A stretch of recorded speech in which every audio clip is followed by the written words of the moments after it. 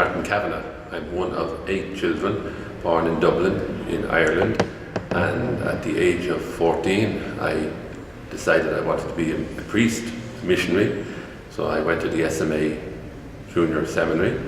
I was ordained in 1980. We were 7 in our class who were ordained, and 6 of us are still in various missions and works in the society. One young man left and married with children now. I went to Nigeria in October 1980. I came home from Nigeria in August of 1984 for 3 years, and that was to be the vocations director for part of our vocations team in Ireland. 3 years became 23 years. I worked on vocations. I then went to Rome as secretary to Father Paddy Harrington, Superior General. I came back to Ireland and I was involved with collecting money for the education of our students for the priesthood.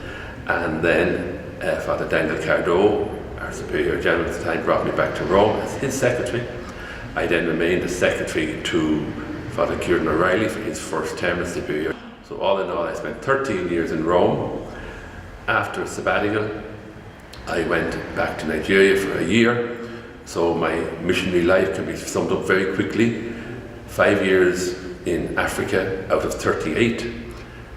13 of those in Rome, and the rest have been in Ireland. My present job is I'm the secretary to the provincial in Cork. I'm also responsible for the African Missionary magazine, which comes out twice a year, and the SMA calendar, which comes out naturally once a year. My hopes for when I was ordained was to be in Africa, to be in a parish and spend the rest of my life there, but things didn't work out that way. I very firmly believe in living out my oath to accept the tasks proposed to me by my superiors, which is in our constitutions, and though very often I've said I don't think I should do that job, I don't think I should be the secretary, I don't think I should be collecting money, but in the end I always said, but if that's what you want me to do, I will do it to the best of my ability. I have to say I've never regretted any of the jobs that I've been asked to do, even if I was reluctant to take some of them at the beginning. So there's a lesson there that the will of the superior, will of the leader, sometimes does work out, and it has certainly worked out for me.